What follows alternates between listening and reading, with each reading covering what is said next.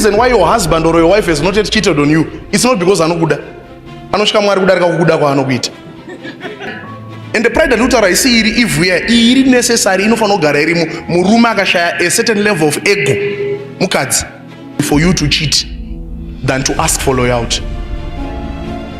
And that's why it's easy for women to shut down than to beg for love. I know you don't want to hear this, but I can assure you, unozviziva kuti haudi kuramba uchikumbira chinhu wani. Chaunotoziva nechechinozviziva kuti mubhuku rangu ndakanyora kuti prayer ni pamba panapa ka ndechekuti amutombodewo kutondinzwawo my side. Do you have even a side iwe? Une side iwe? Because ndaifunga inini kuti patakasangana so tawa takati kuside rimwe chete. Why uchizoita rako rinonzi rako riri separate from me? Otherwise chokwadi ndechekuti we are not married.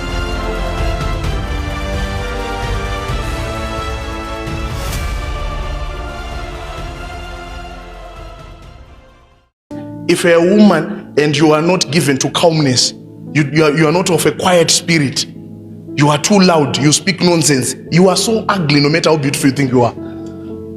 Not like you are so ugly in the sense of I'm telling you to ugly. That's what you are. That's how people see you. Unochikisa. But why is it people don't want to relate with me and so on? Unochikisa. Unaka zvako kwako wega kwaunona paglass uri wega. But unochikisa. Unochikisa, I'll tell you this. Do you know mumba menyi mimi Pastor Joseph? Mukatanga kunetsana na mai savana. Muchivhiringidza ngodi. It does not change here. Vagara ndivo. But maonere enyama kutoita face yavo. Even chimiro chavo. Chamakamboti nezuro helala. Nasi munemchiti yo wewo. Telling you this. I'm telling you this.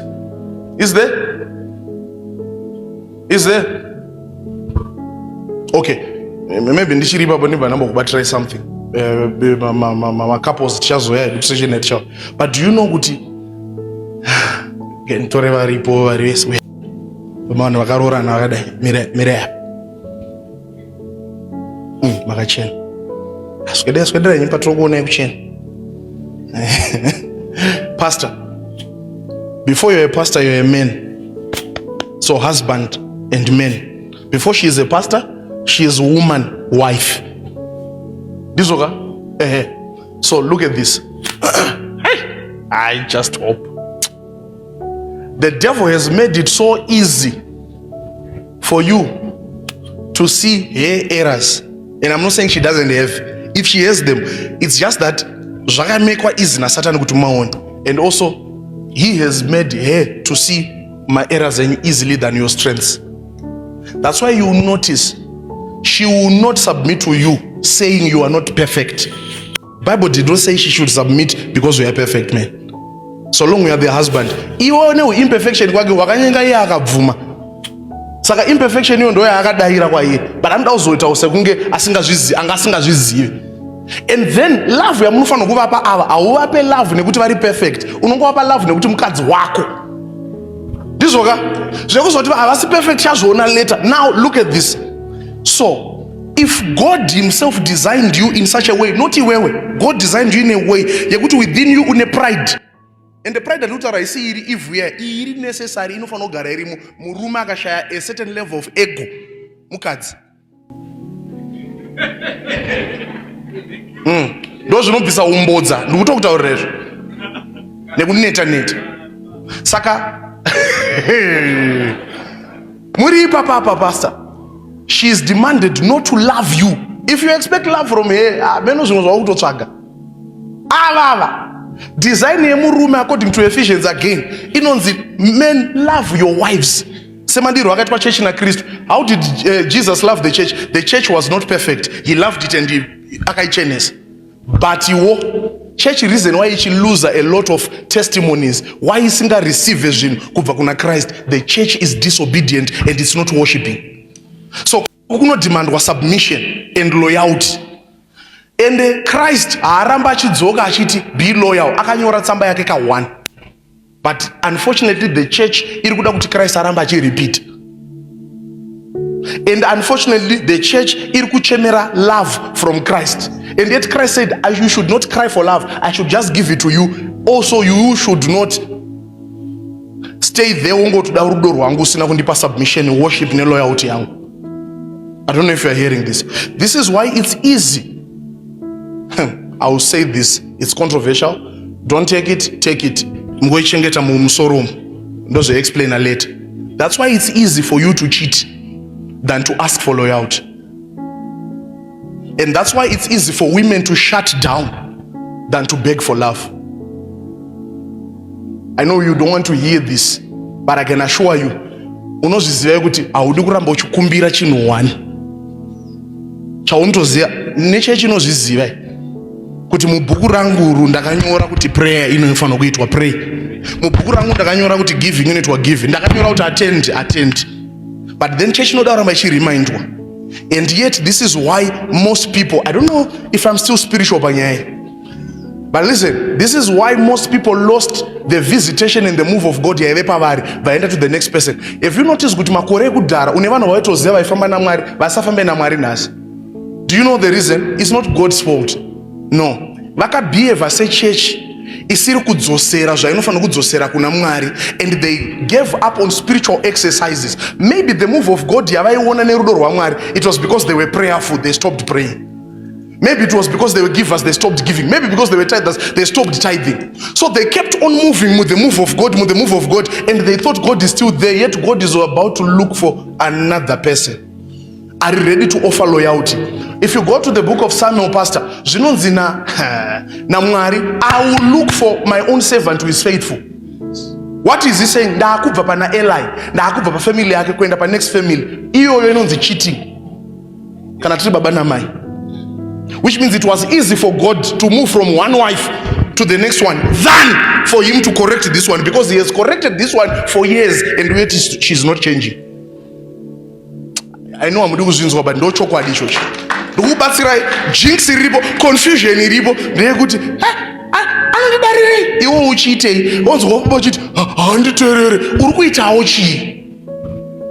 Saka problem iri pakuti hamuna kunzwisa nature enyu, yako nature nenature yavava zvaifanira kunosangana pakati kwete kuclasha. Woziva kuti uyu ari kuda love womupa love. Iye woziva kuti for this love to keep on coming, I must behave as a wife, not a knife. Ah, my God. Saka muri kushaisana balance. Any husband who does not send the love to the wife, ateka away husband side wake, Christ side wake. Any wife who doesn't give that constant loyalty and submission, atora again her beauty of becoming the church.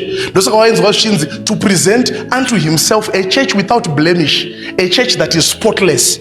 Not church having any sports, but Christ akaitora kuti aichenesa. Iyo church yacho iri kucheneswa ngaichiregedza kuramba yakati goza chiti takacheneswa. Aiwa takachena. Ndopo unotovhura romo rako uchituka, uchiinsult Christ ari kupa love. Chandakaona inini pamba panapa ka ndechekuti amutombodewo kutondinzwawo my side. Do you have even a side iwe? Une side iwe? Because ndaifunga inini kuti patakasangana so tawa akati kuside rimwe chete. Why uchizoita rako rinonzi rako riri separate from me? Otherwise chokwadi ndechekuti we are not married and we were never supposed to be together. I repeat again, this is why it's easier to cheat than to demand for love from a husband who doesn't want to give it. It's easier to cheat than to demand loyalty from a wife who is not ready to give it. Nguri wadzokorora, baba pamba panapa, ndiri kuda kudiwa. Utavasi kuzvinzwa? Amai, pamba panapa ndodawo kukudzwa. Utavasi kuzvinzwa? Utavasi kuzvinzwa here? And sandabata ku spiritual side kune ma implications of course, and ku spiritual side kune side rekuti you should deal with the enemy who is frustrating you kuti uone uyu in bad light, and you should also deal with the enemy who is frustrating you, but at the end there is a human contribution iri papo. Makaota bamkuru.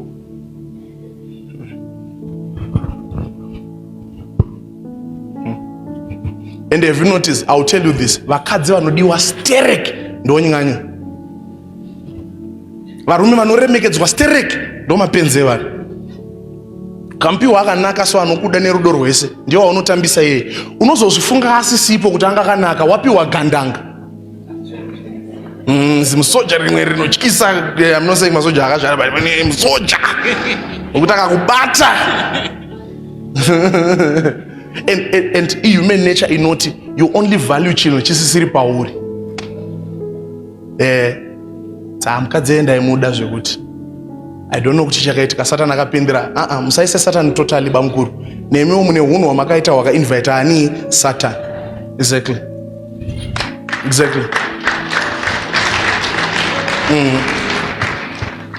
Uzoti Jesu sai achidhererwa grace. Jesu anodhererwa nekuda kwemesi. Haasi rafu. Ane rudo. Is so patient. Ndosaka chechi chidherera. Dai mamuri maMuslim. Zvimwe zvamunoita mukadai makatemwa misoro yenyu. Mwari wenyu ane rudo rusingaite. Ukaona chechi chishongedzwa so. Wakambona chechi chichemoti tinoko kutendere mesi. Ichokwada vakarutorevesa. Because hapana chavaikwalifyira pazvinhu izvozvi. But ukoko baba uko anokudza kuti inshallah chandawana ichi ndakachishandira. Mwari wangu hana kungondipa. Ndakataura ka 1000 muzita iri parinodiwa kutaurwa ka 1000. That's why ndakaona chakati. Zvino kuno mutsitsi dzenyu baba. Tinzwire nyasha. Wakabata altar so undoziva kuti even ukada open heaven chegubi chacho unorova zvokuti ameno open heaven on my finances. Iwo zvoti azvibvumidzwi.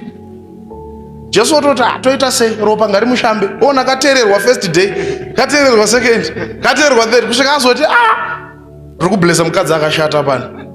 Can move to the next person, ndimupe the move of the spirit.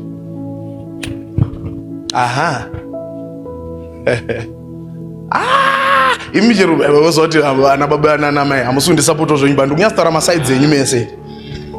Munyatsozviziya kuti Pastor Kazim kurema kwazvinoita kuudza adzimai enyu kuti naisha mwana nganezuro ndakamboti wani. Sorry dad. Next week futi naye amai. Next week futi gore rese dha kusvika dza 20 years. Unotoona kuti 20 zvadzo ndakuti waste time panapa. Ndichakarofa ndisina kuzobikirwa sadza riyari. Hello?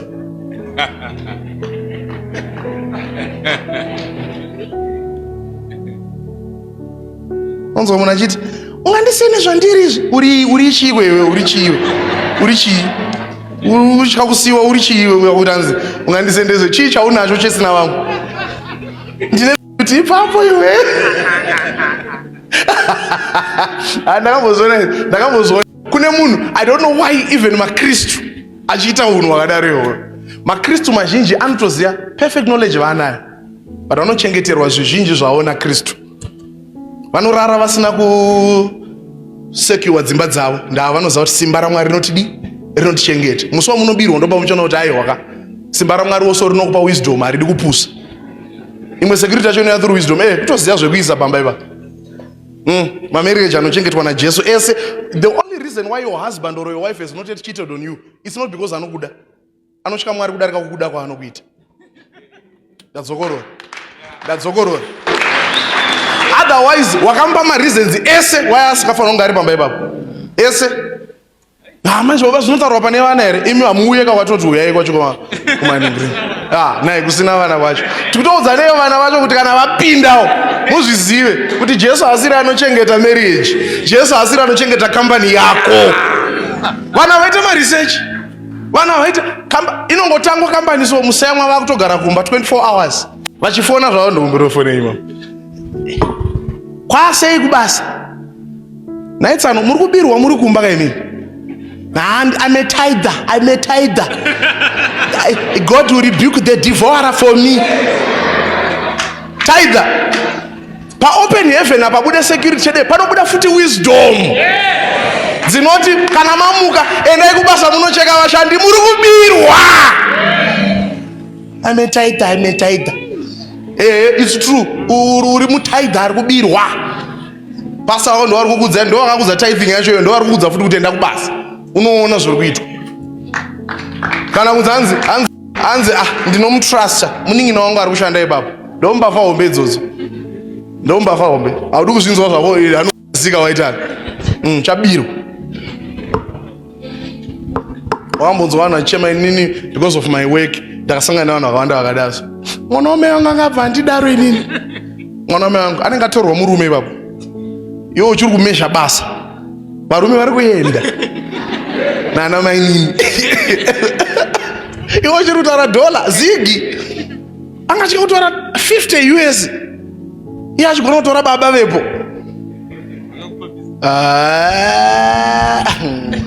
Ndofunga ngoti hazvizonyatsobude zvazvo, but vari kuona vakazvo ndoziya tikatobatsira vamwe vacho. Ndakatoti munhu anyarero. Kune mumwe akatomboudza mukadzi kuti chifonera general vanogona kuconfirma zvandiri kutaura izvi. You remember pastor? Yes. Ti da kutokuroora muningi wemukadzi wacho. Taura na general. Kana kutya kuti achafona zvesho abva atofona. Zvikanzi baba munofara here? Long time muri seko manini. Zvikanzi ndiri right. Zvikanzi zvekutaura nababa ichokwadi here? Kureva kuti musikana uyu haasi kubvunza kuti haasi kuquestiona love yake for baba. Ari kuquestiona allowance kuvada ndoda. Ana kuti handisi kuvada saka Mwari ari kuti ndite here ndisiri kuda. Ari kutobvunza allowance kwete rudo vanga vatomurudo kudhara. Pisa love zvavo. Imi muchirwa maprayers. Rikende saranda.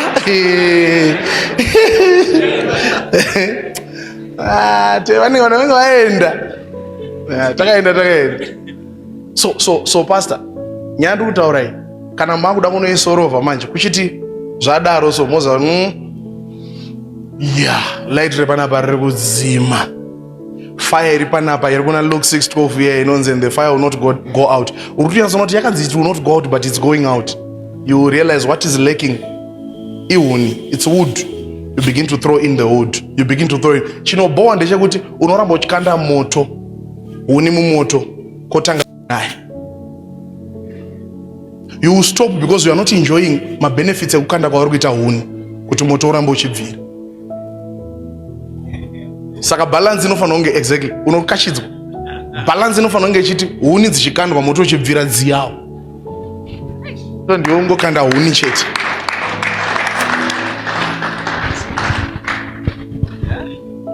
Ameno.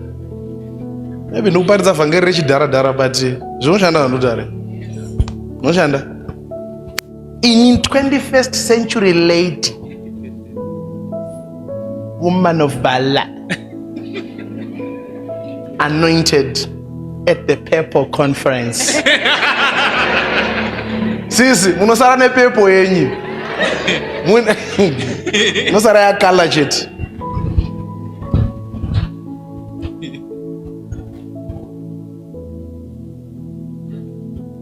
Azvichataurwe mazuva ano kuti utaura kuti ona inonzi human rights, anzi chii equal rights chichi. Vanhu vanongopindurana zvavada, vanhu vanongotukana zvavada, vanorovana pavada, vanongodi. Mba imomo mune muri shamwari oza ushamwari hwemarriage hauna kuipa, mufanira kutotamba mowirirana nekudi. But you should also know the line. Pane paunotoziva kuti apa matauro anda kuita yakaya. Baba yepo so ukanzwa vachitaura navo vanenge ndo first born yepo. Urukuti chii? Ukuda kumbozvita aniko? Kana baba wakapusa vamira pepe, unongofunga kuti havana capacity yekudzorera kana kudii. Aiwa, vari kuzvicontrola, vakada kumanifesta chigudogudo chiri mavari. Hamupagara apa. Makawana vanhu vakanaka imi. Yo baba wacho futi kuna ana baba futi anomanifesta chigudo 24/7. Vanga vakatsamwa so apasekwe pamba ipapo. Apasekwe. Kana vakabata remote yavo so. Vanga ngopindura one word. Magutere. Munogezere. Saka ndingokupai balance ngainge iripo. Kristu ipa andiona kuti vamwe venyu muri kuti but pasamati power of prayer nanyatso kudza ndoda kumboenda kufoundation kuitira kuti pamunozoona mata because vamwe venyu ana baba makapinda muprayer 7 hours, mumwe akapinda prayer 7 hours but maresults ari kuramba kumecha. Why? Uri kuona kuti une law iri kukuviolate yawakaviolata malegalities eprayer. Zvinonzi garai nemadzimai enyu as unto the weaker vessels lest your prayers be hindered. In other words, chero muchinamata zvinenge mahindered prayers because amai kumba havasi kufara, vari kuchema nekuda kwenyimi. Ndizoka? Ndizo here. But inopinde kukowo futi answer yababa vakashayikwawo, imi ndimuri kumba kwacho kusina maanswer. Saka muri vanhu vari kugara vari mumba musina maanswered prayers. Saka what's the key? Dzokerai panzvimbo. Dzokerai pa Satana mata, ngatidzokere panzvimbo. Kuna vanhu vari good ukavari kuchechi kuno. Very good. Kana vachitaura na general so vakagara so vanhu vanhu kwavo zingaiti. Humility, you never see your humility uchitaura neni. Inini hauna option. Chero kuda uzvikudza ndizvo unongoda uzvikudza uchienda ukupi pride yako inenge yato demonics ine zita rimwe. Ndi Satan akapinda muna Satan vawaita times 7. But if you want to see true humility, I behavior unoita ne friend yako iri paside newe. Izvezvi okay, ndakambokupa example yekuti pastor Isai Gumbo renya. Ndikapfura muchechi so ndikakutsika yekudai. Ndiri nini? Pastor Aldridge. It's okay, say it's all right. It's all right. Neka kunoza No, it's all right. Kana kutoti I receive. I've seen that.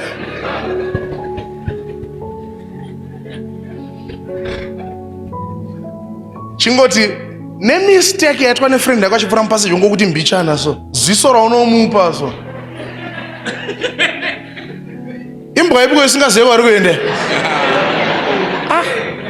Ngandati sori kuita soko amutarisere kwamuri kuenda panoshaudwa munhu. Akusiko ndo kwatinoona kuti une humility account une pride. Kuna pastor unenge uchita unge usina option paka uri programmed to receive from this guy. Exactly. Awanaka. Ayo. Zvandikudze zvinokubatsira azvimboteke much. Azviteke much. Actually opposite ndo inoteka much. Untora more energy kutsamwa, more energy kusafara, more energy kusawirirana, more energy kusadanana, more energy kusave loyal. It takes more energy. Do you know a lie? If you lie today, you need to maintain it with more lies. Ukaba, you should lie to protect kubako white. Saka sin inoramba ichibetha imwe sin. Gara uri pure, kuri right. Kuri right, kuri peaceful, so peaceful. Indikatonzwa pa gate pangu kunzi pane mapurisa akandimirira hanzi ndikuda nemapurisa. Ndotoya ndakasunga ndoda kuzoti pane nyaya yechi. Ndandina yandikafunga kuti ndinganzi. Aiwa vanongada kutondisunga. Ndipa peace ndeicho chandokutaurecha. Chekuti ndotozoti handina. Hantorina nyaya inosungisa yacho handina. Handina echi ndakanyatso ndendakaitei ndendaikuita chi. Ndenda kudi. Ndikada kungosunga ndokutaura na Boromo. Taboroma pane vanoda kundi hello Mwari. Anoda kunditsara mari. Saka before you come. So mujeni yenye muri kuenda muda kusvika apo unonzwa Hebrews akuti let us lay aside the sins that doth beset us and the weights that stop us from achieving my goals. Saka go kana ri iro nyaya ise kuti una Mwari here. Nyaya ndeye kuti pamuri hapana ma weights here. Saka na mukafamba ramemfamba usika kufeni mukafamba like this musina chamakatakura on you, it's faster kusvika ikoko. Dzokai. Let me show you something. Ndomboro mutakurirane mubata ndomboro mabukeni. Thank you. I'll be saving you today. Ndiye munotakura speaker yo muri tu amai munobata kuside uko baba kuside.